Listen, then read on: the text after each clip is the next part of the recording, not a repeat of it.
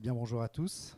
Donc on se présente, Aude Pringot et Pierre Massé. Aude est directrice prospective et stratégie à la Fédération nationale des caisses d'épargne et j'en suis le directeur général. Alors on est avec vous cet après-midi pour vous présenter une étude sur le logement, une étude réalisée donc par la Fédération nationale des caisses d'épargne. Alors qu'est-ce que la Fédération nationale des caisses d'épargne, tout d'abord en préambule? La Fédération nationale des caisses d'épargne, par définition et comme son nom l'indique, fédère les 15 caisses d'épargne régionales en France et a pour objectif, pour mission principale, de développer le modèle coopératif caisse d'épargne.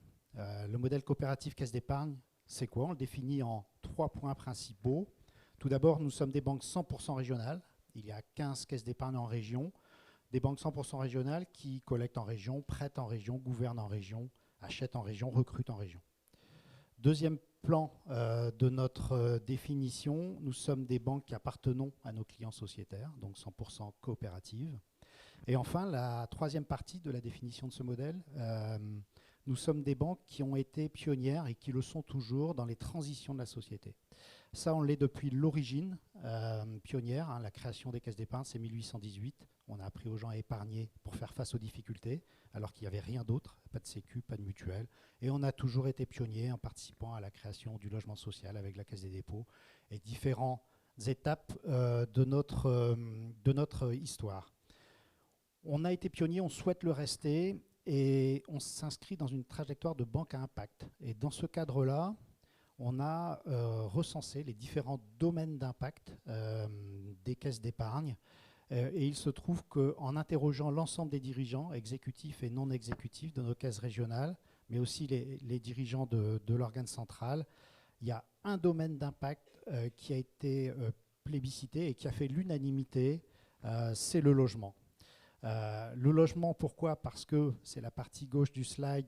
On a un leadership, les caisses d'épargne, sur le domaine du logement.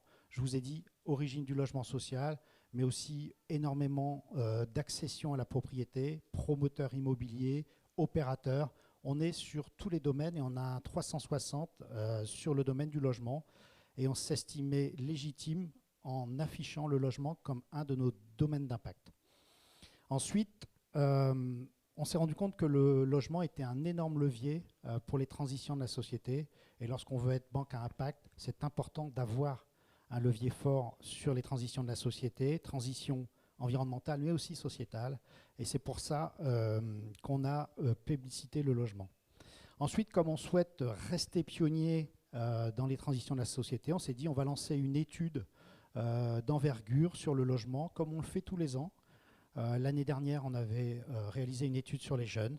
Et donc, Aude et ses équipes ont lancé une étude sur le logement afin de regarder un petit peu, faire un diagnostic du logement en France, faire des prospectives. Habiter demain, c'est le titre de l'étude.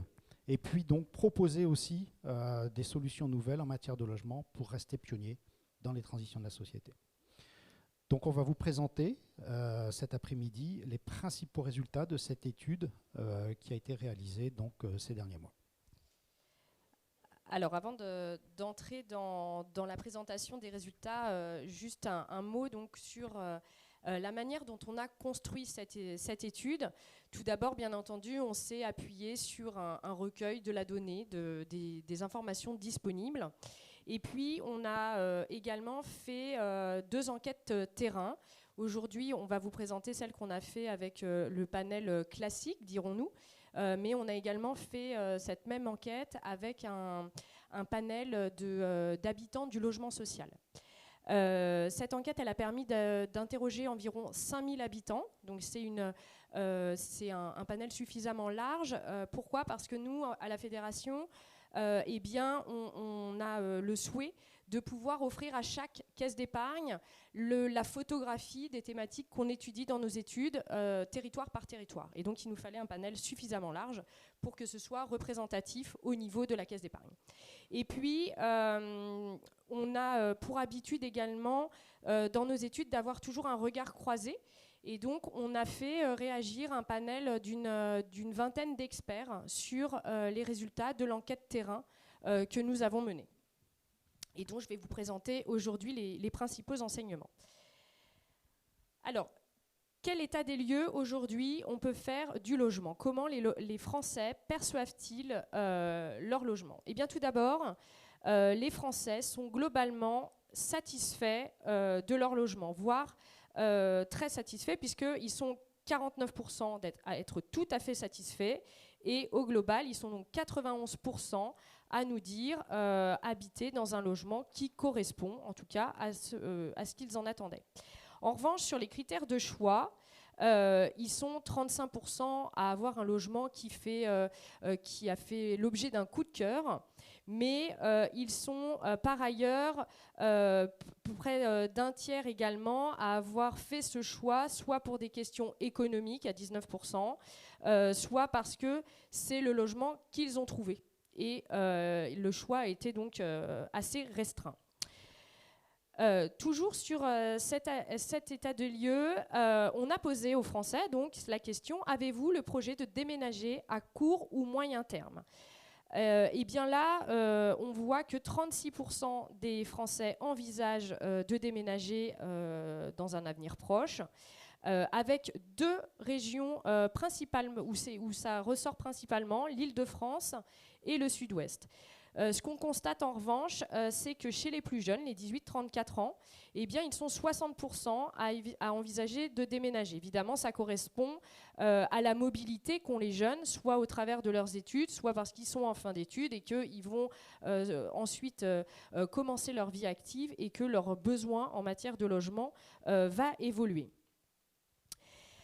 Alors, comme on le disait en introduction, hein, cette étude, elle a une dimension prospective, sociétale. Donc, on s'est intéressé à la manière dont les Français envisageaient leur logement dans le futur. Quels étaient leurs souhaits pour le futur du logement. Et là, on fait le constat que finalement, leurs aspirations restent assez traditionnelles au final, puisque le cœur des Français bat encore largement pour la maison individuelle. C'est un constat qui peut paraître étonnant parce que quand on entend le contexte écologique, on aurait pu s'attendre en effet à avoir un résultat différent, mais non. Les Français ont très envie d'une maison individuelle, très bien placée en revanche, avec des services en proximité. Alors justement, quand on parle des services et des spécificités de ce logement individuel, finalement, lesquels sont-ils ?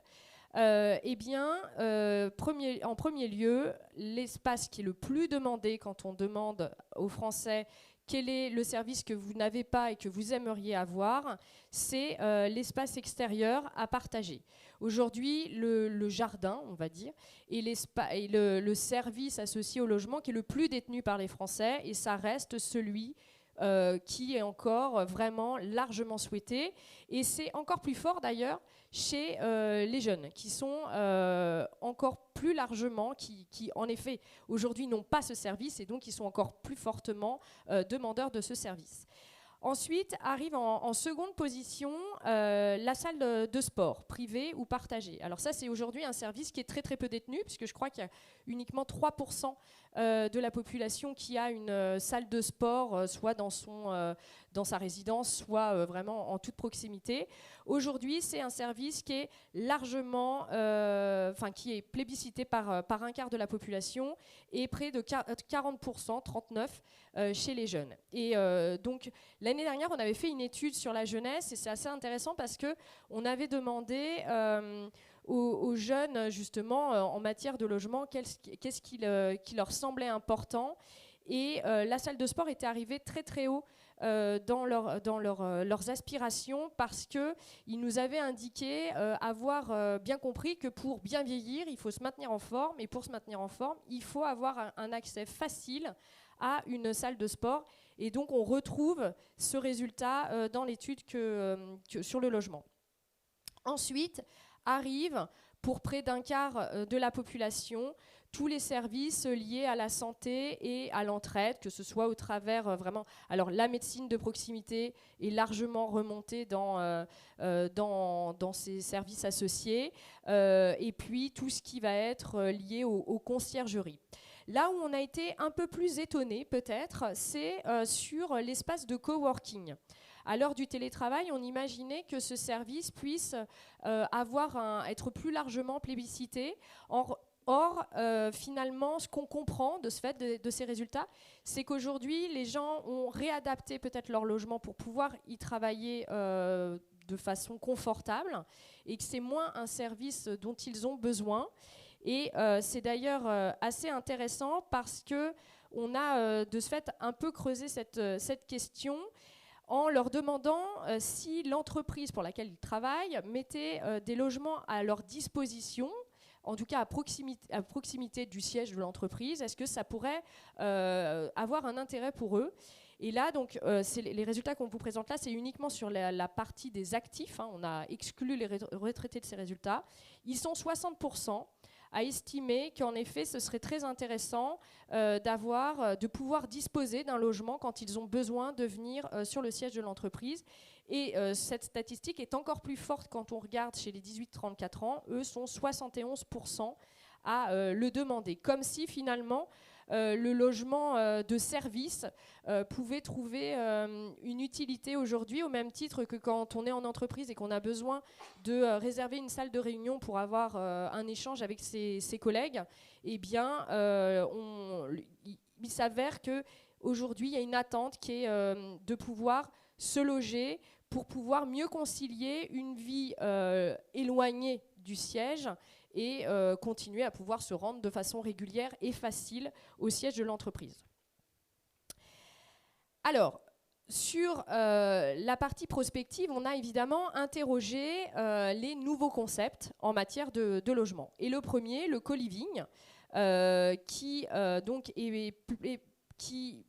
aujourd'hui est pas très connu, enfin en tout cas, il n'y a que 3% de la population qui vit en co-living, et ils sont seulement 15% à dire qu'ils aimeraient y vivre. Cependant, c'est quand même plus fort chez les plus jeunes qui ont une habitude de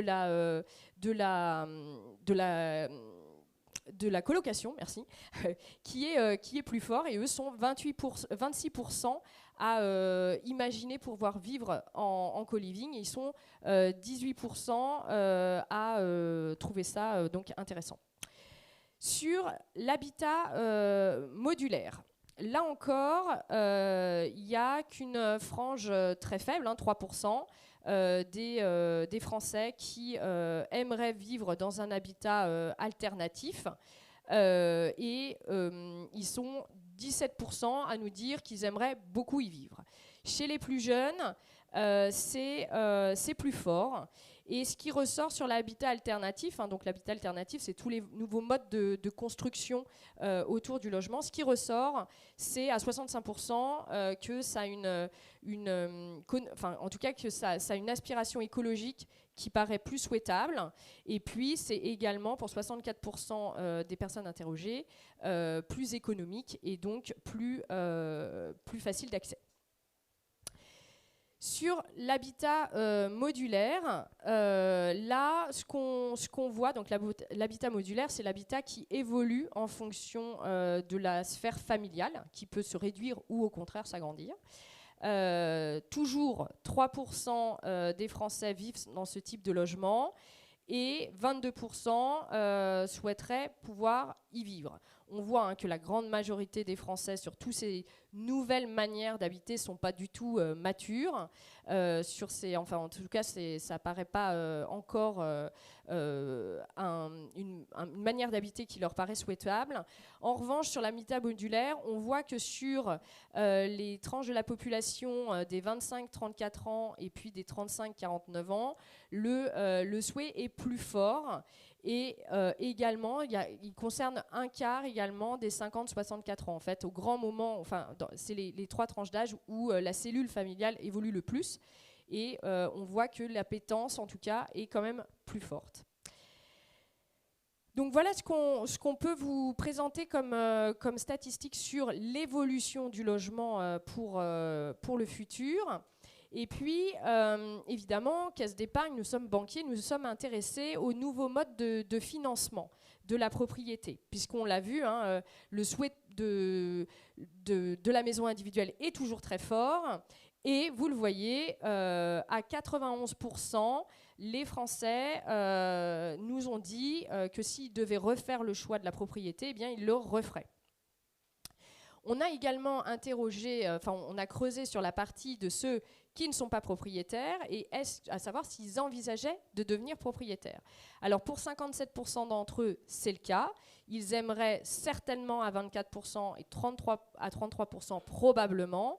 Ce souhait est encore plus fort chez les jeunes. Et là aussi, je me permets de faire un petit feedback sur l'étude que nous avions fait l'an passé sur la jeunesse, où lorsqu'on demandait aux jeunes ce que voulait dire réussir sa vie, on leur avait posé une question, qu'est-ce que veut dire réussir sa vie? En premier item, ils nous indiquaient avoir un métier passion. Et le second enseignement qu'on tirait de cette question était être propriétaire de son logement.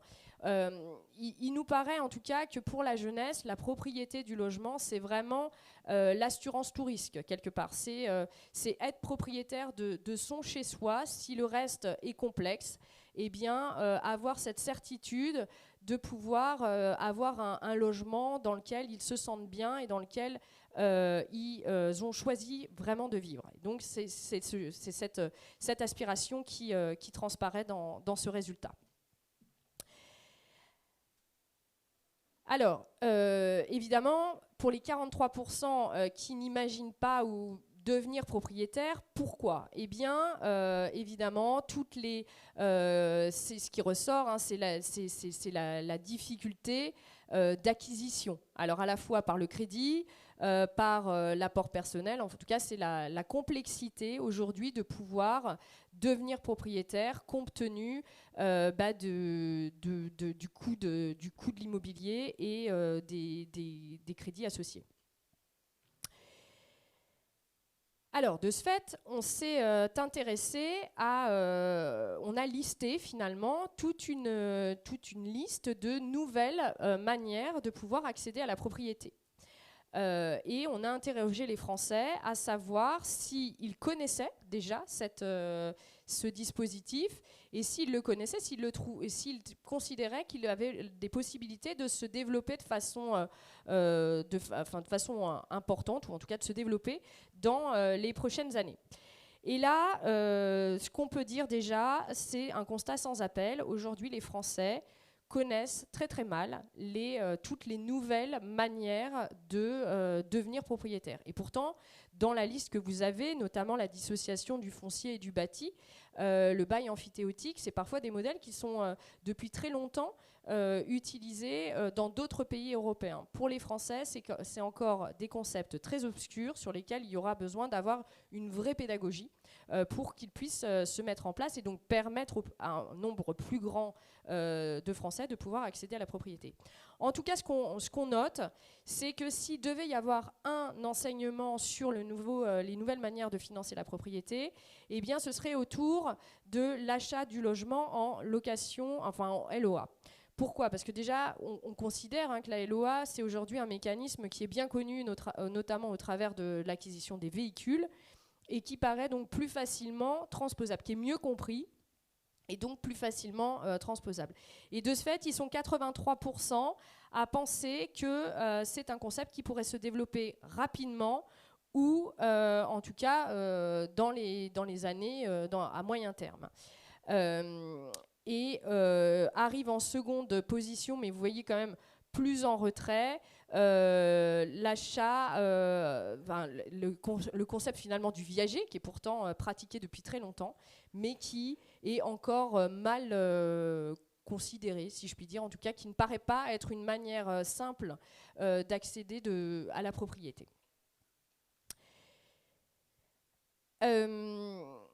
Alors Pierre, peut-être un mot sur les grands enseignements de l'enquête. Qu'est-ce qu'on peut retenir de tout ce travail? Alors, une enquête au cours de laquelle on a posé beaucoup de questions aux Français.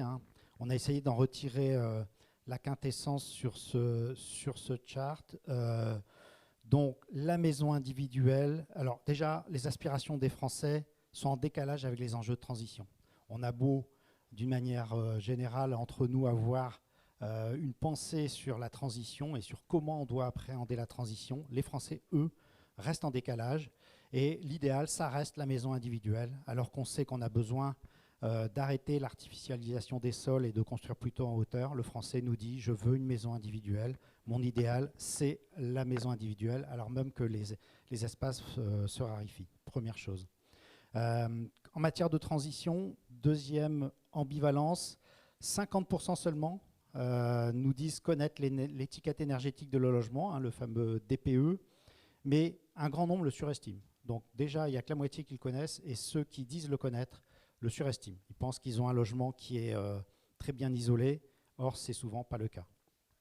Et puis les nouvelles formes d'habitat qu'on pensait être des habitats d'avenir peinent à séduire malgré tout.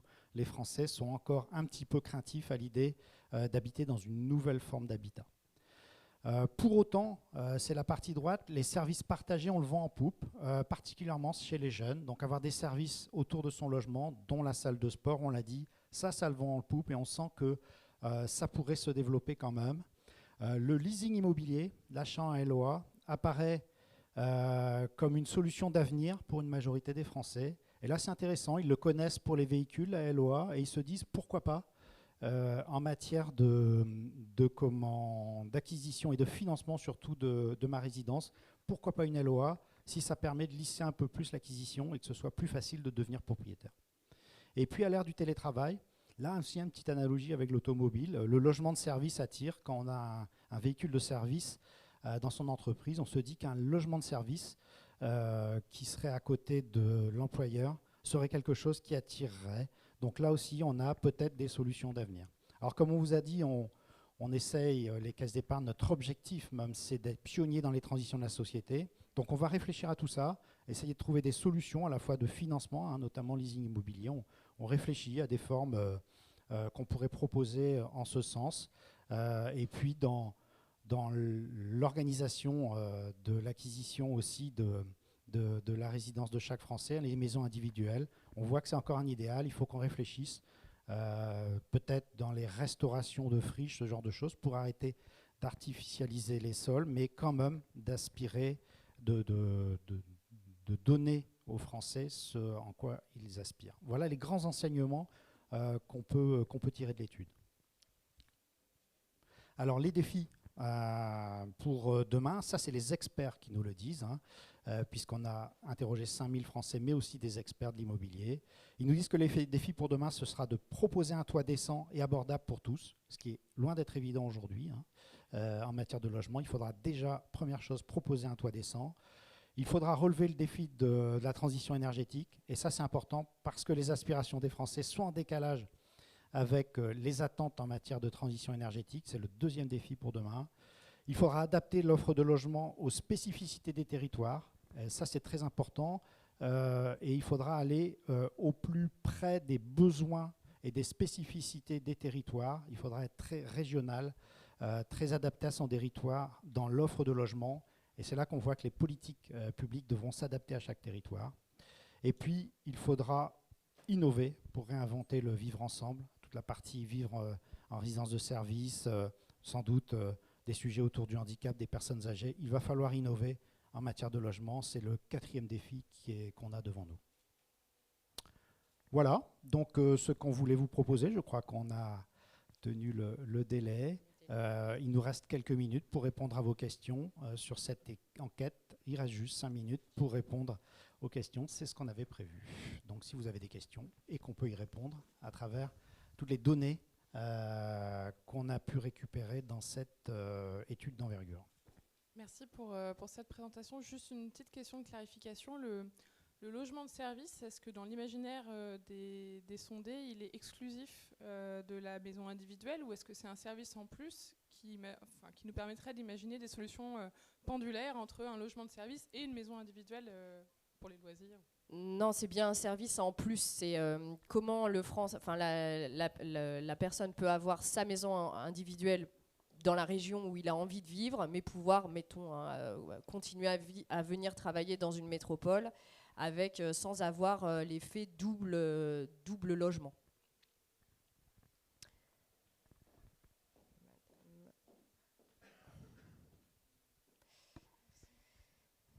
On parle beaucoup de télétravail, mais à mon avis, ça ne peut concerner qu'une petite partie des gens, parce que tous ceux qui travaillent dans l'industrie, ils viennent dans les locaux industriels. Tout le corps enseignant, recherche, universitaire, ils ne peuvent pas travailler chez eux, ils travaillent à la paillasse. Et c'est pour ça que je suis étonnée qu'on parle tellement du télétravail, les commerçants, les artisans qui vont réparer chez les particuliers ne travaillent pas chez eux. Donc, est-ce qu'on pourrait évaluer la partie des gens qui peuvent travailler en télétravail? Merci. Alors, le chiffre là qui est indiqué, c'est un chiffre global. Après, je pense que derrière cette question, il y a toute la complexité à réussir à se loger en proximité de son lieu de travail. On a beaucoup entendu au moment des fêtes, notamment, tous ces patrons qui cherchaient des solutions pour pouvoir justement recruter en proposant un logement aux personnes qui souhaitaient recruter. Je pense que voilà, ça fait derrière cette idée, ça va peut-être au-delà en effet du télétravail pour des gens qui ont besoin de trouver un travail, et donc pour trouver ce travail, ils ont aussi besoin d'avoir un logement près du travail. Et en matière de télétravail, effectivement, tout le monde ne peut pas télétravailler, mais je pense que là, on a atteint vraiment le rythme de ceux qui peuvent télétravailler, et sur des accords d'entreprise le font. Mais on voit que ça a quand même un gros impact. Oui, dans Paris, la circulation entre le lundi, le mardi, le jeudi, il y a vraiment un gros impact du télétravail quand même dans les métropoles, en tout cas. Mais après, effectivement, tous les métiers ne peuvent pas télétravailler, mais on voit quand même déjà un impact sur la société, donc sur le logement. Il est quand même indiscutable. C'est beaucoup plus deux remarques. Oui, pardon. La première remarque, c'est par rapport à l'appétit pour la propriété. Alors, c'est intéressant parce que finalement, les taux d'intérêt, ils ont été extrêmement bas depuis pendant 10 ans. Et en fait, on a vu les gens se précipiter sur le logement. Les taux d'intérêt étaient quasiment à zéro. Et entre 2006 et aujourd'hui, on a le même taux de propriétaires. C'est-à-dire que finalement, cette faculté monétaire des taux bas n'a pas du tout permis d'augmenter le nombre de propriétaires, il a juste augmenté les prix. Ça, c'est factuel. 57% de propriétaires, 2006, 57% aujourd'hui. Donc finalement, la problématique du coût du crédit, on peut d'une certaine manière dire que c'est un échec en tant que tel, puisque quand c'était à zéro, ça n'a pas facilité. Il y a eu énormément plus de transactions, mais il n'y a pas eu plus de propriétaires. Or, l'aspiration, elle reste toujours là. Donc la solution unique par le crédit, finalement, les gens, ils ont essayé de le faire, mais ça n'a fait qu'augmenter les prix. Et par ailleurs, on regarde, et c'est très intéressant, dans le constat que vous faites sur les 5000 personnes que vous interrogez, c'est que finalement, ils viennent avec des solutions, enfin des demandes qui ne leur sont pas proposées. C'est-à-dire que quand on parle de LOA immobilier, ça n'existe pas. Quand on parle, oui, le viager, c'est sympa, mais tu vas juste attendre quand même que tu vas attendre, tu as une incertitude sur le moment où tu vas l'avoir. Je veux dire qu'il y a une véritable demande d'autre chose à laquelle le système financier n'a pas répondu. Et je crois que le vrai défi qu'il y a, c'est l'adaptation du système financier plus que de l'adaptation des Français. L'adaptation des Français, elle est présente. Je veux dire, ils continuent de vouloir être propriétaires et ils vous disent, proposez-nous autre chose. Voilà, c'est beaucoup plus sur ce plan-là, je pense que c'est intéressant et c'est vraiment passionnant parce que finalement, on a toujours mis les choses à l'envers. On a toujours dit, en baissant les taux, ça va aller mieux. Non, ça n'a rien permis, ça a juste permis une augmentation. En tout cas, on prend effectivement la remarque et le challenge d'être innovant sur les créations de modes d'acquisition pour les Français. On nous signale que c'est la fin. Une ultime question. Si je peux juste compléter, parce que je trouve ça très intéressant ce que vous venez de dire, c'est juste à partir de votre étude et de ce que vous venez de dire à l'instant, est-ce que vous avez déjà anticipé des nouveaux produits de financement et éventuellement eu des partenariat avec les promoteurs et les constructeurs avec qui les caisses d'épargne sont en relation habituelle sur l'évolution de la conception des bâtiments. Donc à la fois sur la conception des crédits et sur la conception des bâtiments, dans la suite de la question d'avant. Alors oui, on y travaille. C'est trop tôt pour communiquer dessus, mais on a démarré les travaux. Ouais, vraiment. Et à chaque étude qu'on fait tous les ans, on essaye de faire quelque chose. Après les études sur les jeunes, on a lancé des vastes appels à projets et sur des domaines très spécifiques, des attentes des jeunes. Et là, on commence à y travailler, effectivement. Merci. Merci à tous Merci à pour votre tous. attention.